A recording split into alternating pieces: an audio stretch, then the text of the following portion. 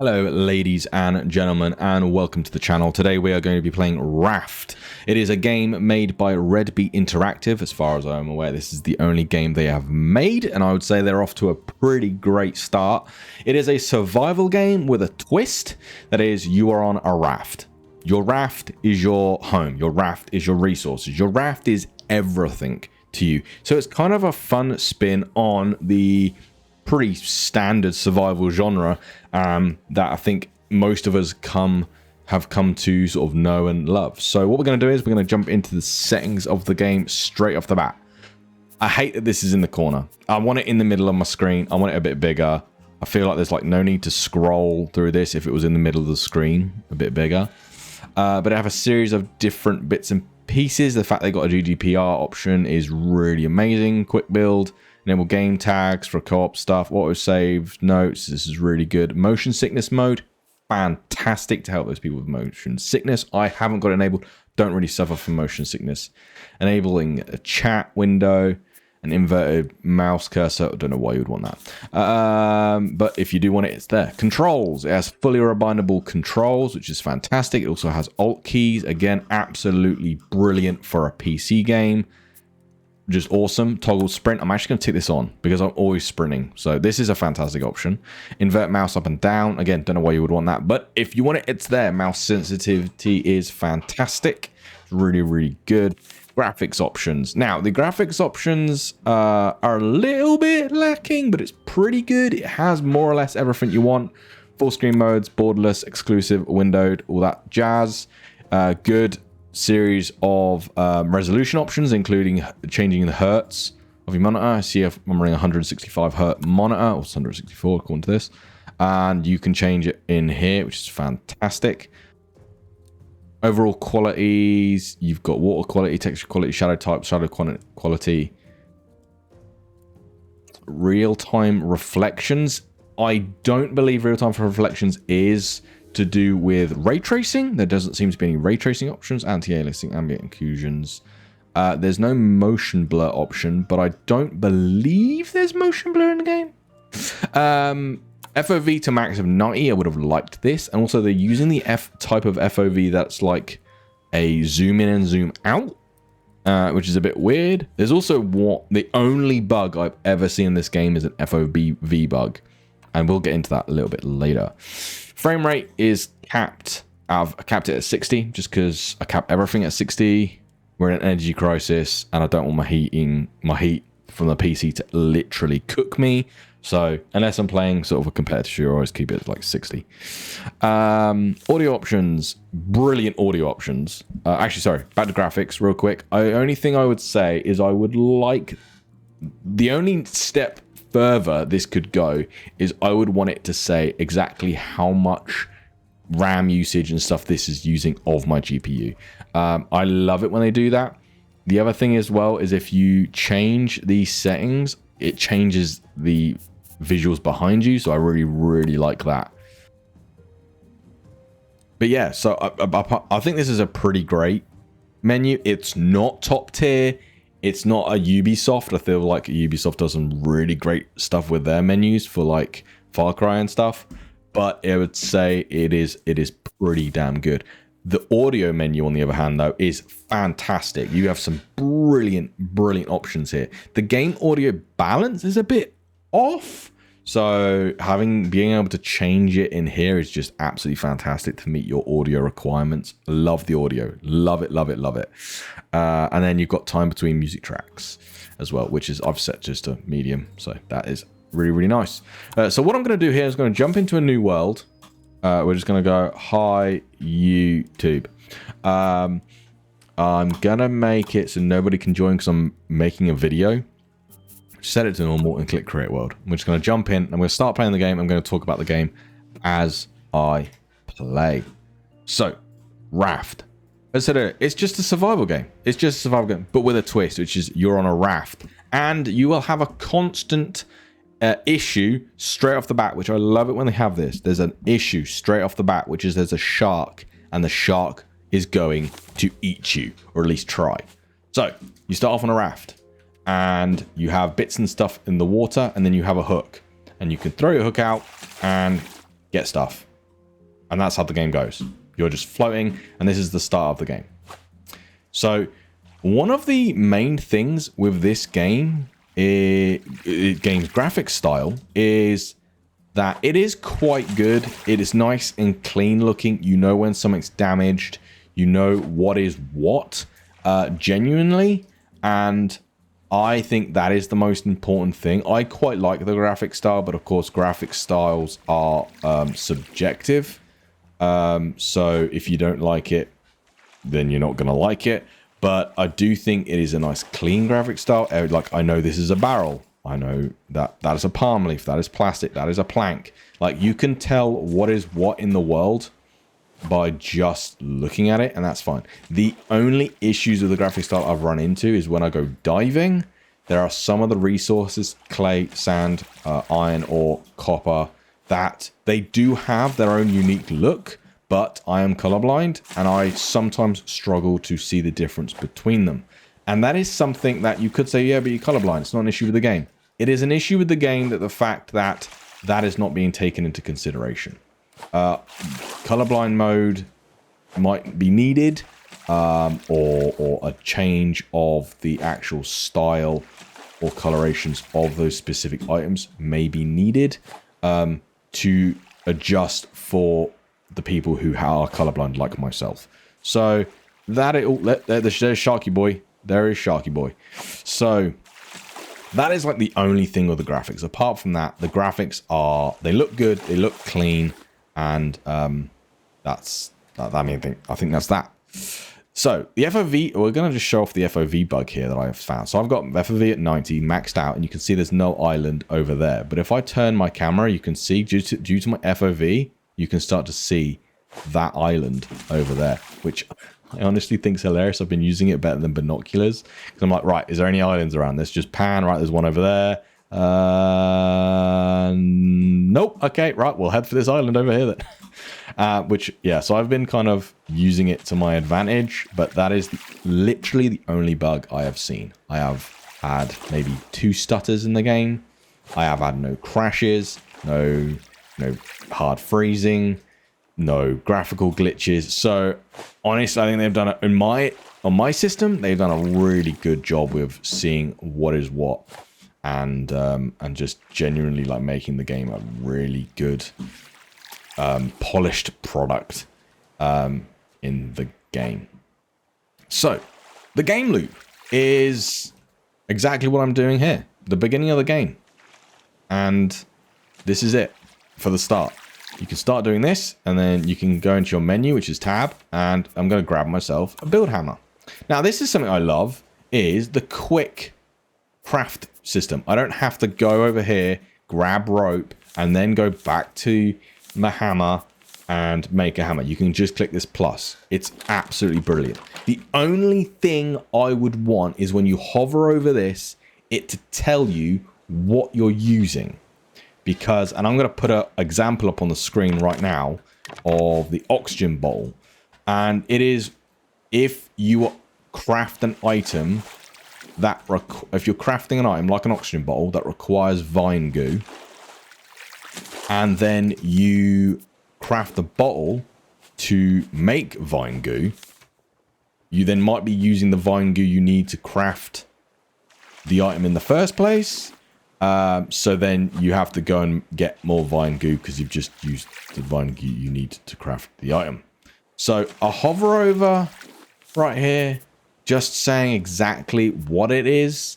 Or maybe have it here or something, just to be like, rope. You're going to use leaves for that. Okay, fantastic.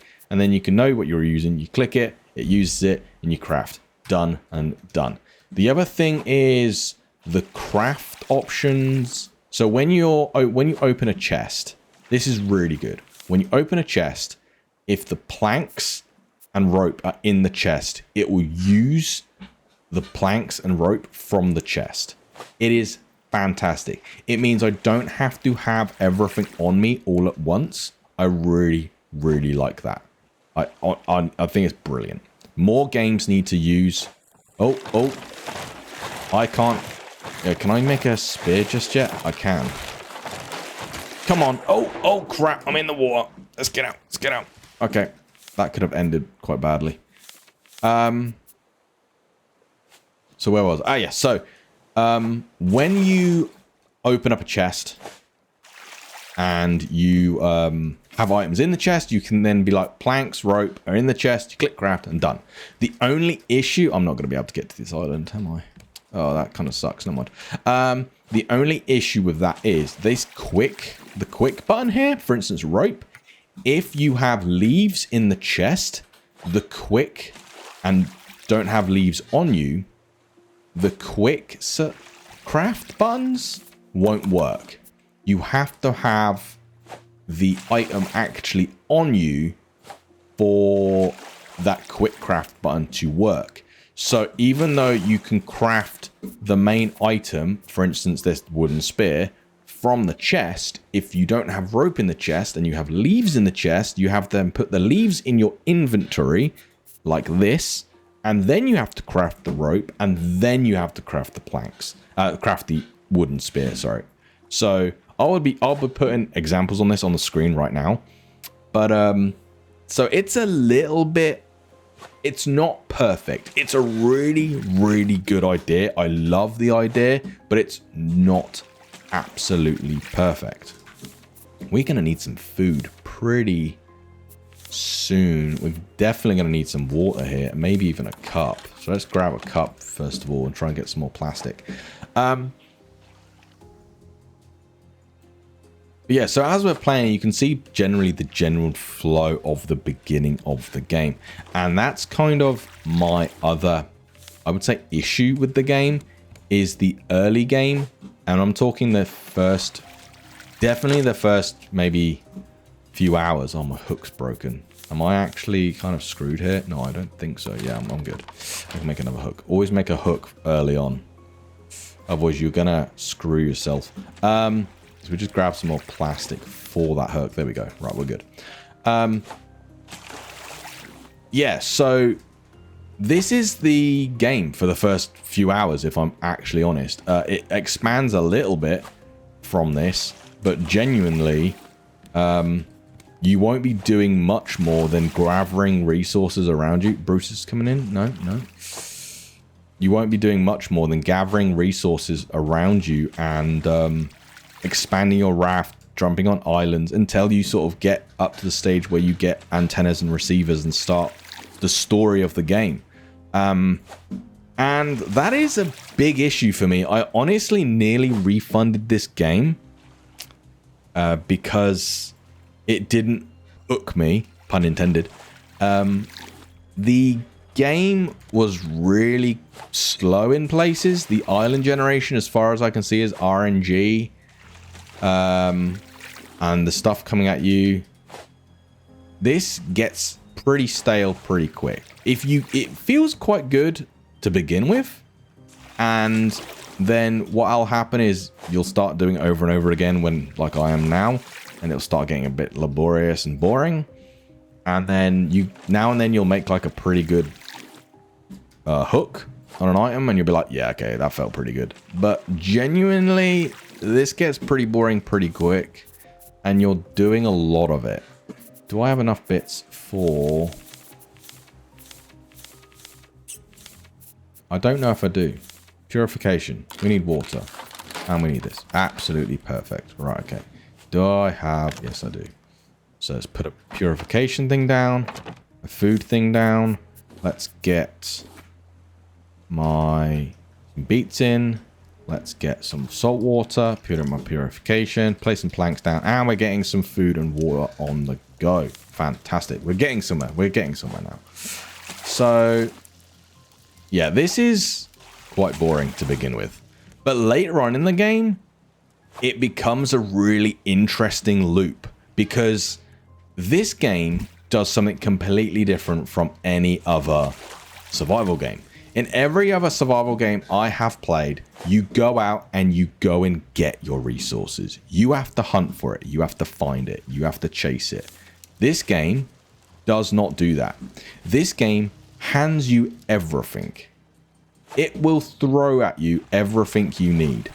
If it's an island, It'll throw at you the islands for your ores and your seaweeds and your sand and your clay and animals and stuff like this. It will send you the islands. Oh, Sharky's getting a little hungry. And that's like a really cool way of doing it. Where, oh, are we actually finished with this? Where the actual game hands you all your stuff. You don't have to go hunting for anything. You will sit on your raft and the islands come to you. Your resources come to you. As you travel across the world, it all comes to you.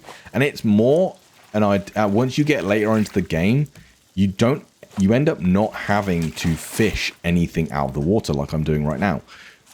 Later on in the game, once the game actually starts going, it becomes this experience of going through, sorting your resources out, collecting your resources from a type of automatic collector called a net, which is when the stuff in the water goes into the net, it will just catch it, and then you just pick it up out of the net.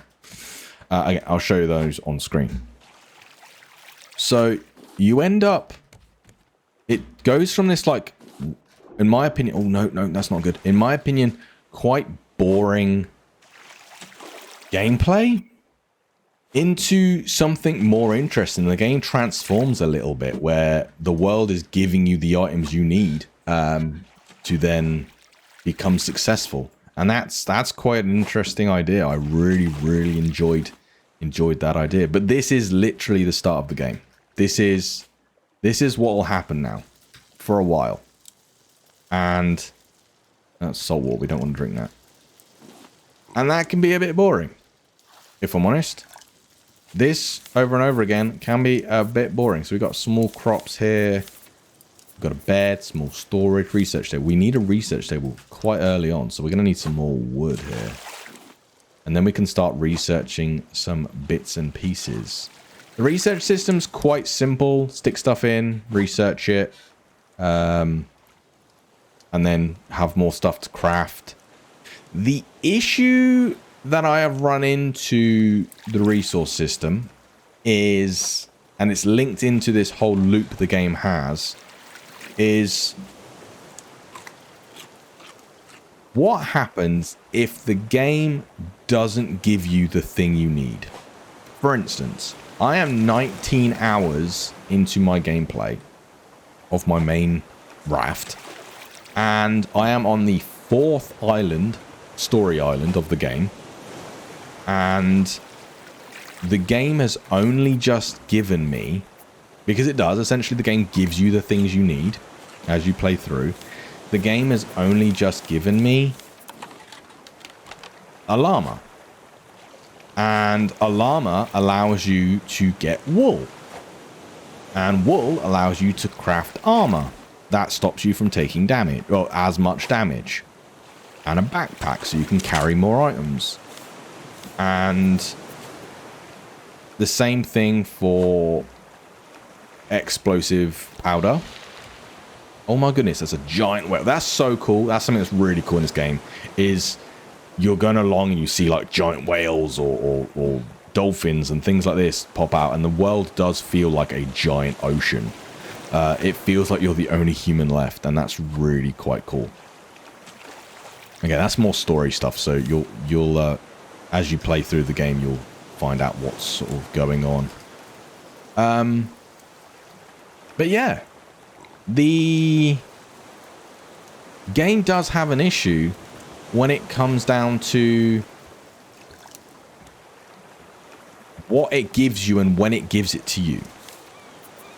So when you're going through the game, I'm 19 hours in, I haven't got any armor.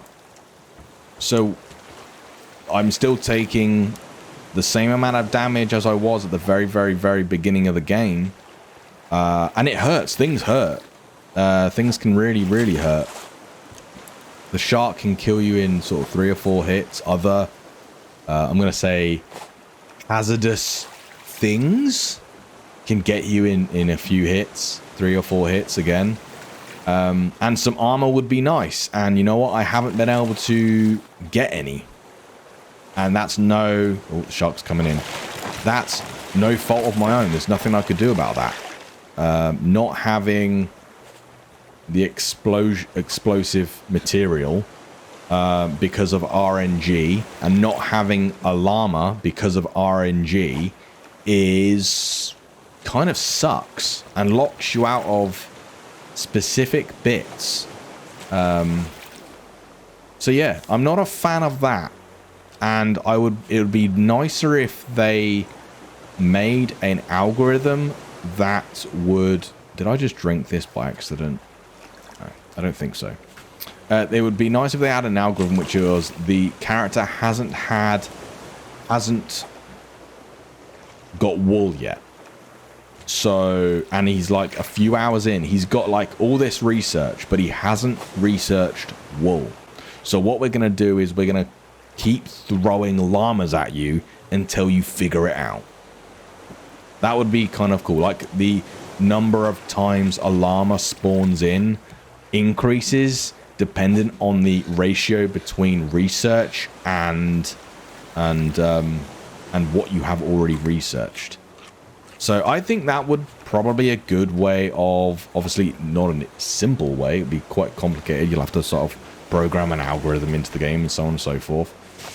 And that will have to change the RNG chance. But we've got a blueprint for a receiver and a blueprint from an antenna. That's fantastic. Yeah, some of the research here I'm getting is for game progression, which is cool. So we're going to craft a table here. And this is the research table. So, yeah, there we go. Right, we can put palms in there, research that. Stone in there. Scrap. Planks. Rope. Plastic. I don't think I could put anything else in there. And now we can learn some stuff. We can learn some stone arrows. We can learn some medium planters, lanterns, paint, bucket. Fab. That's good. Right, we started to get a bit of a jiffy on now. We're starting to get some stuff. And we can expand and build. I have to be a bit careful because everything's on the edge and I don't want the shark to eat everything. But, you know. The shark will do whatever the shark wants to do. You gonna come at me? No. Right, yeah, so that is like my issue with the way the core elements of the game, the beginning is boring, and until your raft is to the stage where the game is handing you so many resources and you can start adjusting where your raft is going with sails and a rudder or a rudder or steering wheel. There we go. I think what I'm probably going to do is swap over to some gameplay from that I've taken over the last few days and show you like a bigger raft and what the game is a little bit like. Maybe show you guys a few islands as well. And yeah, so we'll skip over to some pre-recorded footage and show you guys what the game is like after you start getting set up a little bit. And yeah, and talk about more of the systems and stuff while I show you. Ow! Bruising! Yeah. Oh. Right. There we go. Safe. Right. Okay, guys, and we are a little bit further on in the game now. This is pre-recorded footage. If you don't want spoilers for anything, I'd say just tune out now. If you're still not sure on the game, keep watching. If you're sold on the game, just play it because you'll really, really freaking enjoy it. That's pretty much where I am on it. I've got sort of a bigger raft here. I've got some automatic collectors. I've got some planter boxes. I've got an anchor to stop the boat. I've got sails and paddles to keep the boat moving. And I've got like some higher tier upgrades of stuff. Started working with metal ores and things like this. And one of the things that makes the game a lot nicer to play when you're a little bit later on in the game is these automatic collectors, where you can just sail from place to place to place and just automatically generate resources. And you don't really need a hook anymore at this point. The boat just kind of generates the resources for you, really enforcing the gameplay mechanic of the game sends you the items you need, not you go hunt the items. So yeah, and this is where the game starts getting like quite a lot of fun. So one of the things I really want to talk about is the story of the game. I'm going to go for as spoiler-free as possible and more talk about just the structure of the game. But some people, like myself, don't want to hear anything. But the story is good. I said earlier, subverting expectations. It's a lot darker than what the art style and the music may portray at the beginning. And one of the things I really like is that it embraces what I would say a point-and-click style of gameplay, where you jump into an area, a persistent area, and that area is the same for every single player as far as I can see. And when you get there, what happens is you go through sort of a narrowed down point-and-click adventure style gameplay, and it's a lot of fun collecting specific items that you can't use but are used in the story area. And it's a really cool way of doing stuff. There's some puzzles as well to figure out later on as well, like some physics-based puzzles, I would say, some physics light based puzzles. Again, really cool. And one of the things with this game being in early access is every patch and every new bit of story they added in, they kind of feel like they learn a new like mechanic. Like, oh, what happens if we brought this mechanic in? And every single island I've been to has like a new thing. And it's really cool. And you can sort of see like, oh, okay, yeah, I can see them progressing the development of the game. And as you play through the game, more and more things start opening up for you. And it's I really loved to see that as I was playing the game. It felt like I was on this journey of progression with the developers, and yeah, it was really cool to see. So I love the story aspects of the game. I think it's really worth it. And after I did do the second area, honestly, after I finished the second area, I was like, oh shit, okay, this is really cool. And then I got to the third and the fourth, and every single area I got to was just like, holy hell, this gets bigger and bigger and bigger. And it's like really cool. So if you're into story, this game has a really interesting way of how it lays out its story and how it actually does its storytelling. I love it. Everything so far is voice acted, which is fantastic for someone like me who struggles to read or read slowly.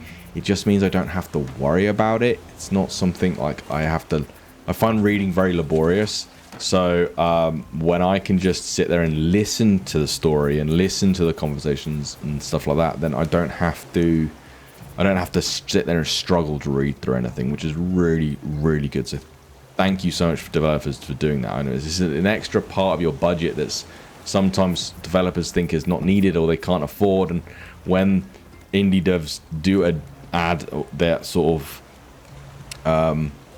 thing like voice acting to their game, I really appreciate it, because it just helps with my enjoyment so much more. But and as you can see, I've now got a paddle. I can sort of direct and control the movement of the boat a lot more as well. So I'm going to head over. I can force the raft over to this island. I can then start collecting resources from islands more consistently, which is really nice. I'm using the sail, I'm using the paddle, I'm using the anchor. That's leading me to be able to really gather the stuff I need when I need it, aim the boat and direct my playthrough a little bit better, which is really good. And it again adds that little, that giving you that sense of control over the raft as the game goes on. You get more and more control. You start just drifting, and then you get like a paddle and a sail and then engines and a steering wheel, and you do. It's controlling your vessel becomes this part of the progression, which is really cool. Genuinely, I'm having a lot of fun with Raft after the initial hours. I have put at this moment in time, I've put like 23 or 4 hours into it, and I've played even more since I've started recording this video, and I'm really enjoying it. I'm playing solo. I find playing with multiplayer a little bit frustrating because the resources that other players need to live and survive puts a strain on, yeah, other players put a strain on your resources. So like you end up having to have someone fishing a lot of the time, which can be a little boring. But playing on my own means I can have a more mixed variety of gameplay, where I can go fishing for a little bit, or sometimes I don't even need to, or I can go get a little bit of ore, because I'm not making like 4 different metal hooks. I just need the one, and so it's less of a strain, meaning I get a larger variety of gameplay out of the game, which is really good fun. The movement mechanics of the game. So normally I don't talk about moving, walking, jumping, that kind of thing. It's just, it is what it is. But the actual movement of the game is really tight, really tight. Jumping in this game feels really responsive and tight and fluid. You can kind of like strafe jump, and it's led me to do some cool things to like move out of the way of enemies and strafe jump around pigs and stuff like that. So that's pretty cool. But yeah. So guys, just want to say thanks for watching. If you did enjoy this video, hit that thumbs up, hit that subscribe button. Thank you very much. I know this was a little bit of a ramble, but if you didn't enjoy this video, tell me in the comment sections why, so I can improve future videos. And if you didn't agree with anything, or you did agree with anything in the comments, please let me know what sort of things you were thinking about. But yeah, Raft, pick it up on Steam. It's just under 20 quid or 20 pounds or your regional equivalent. So check it out. Cheers guys. Bye.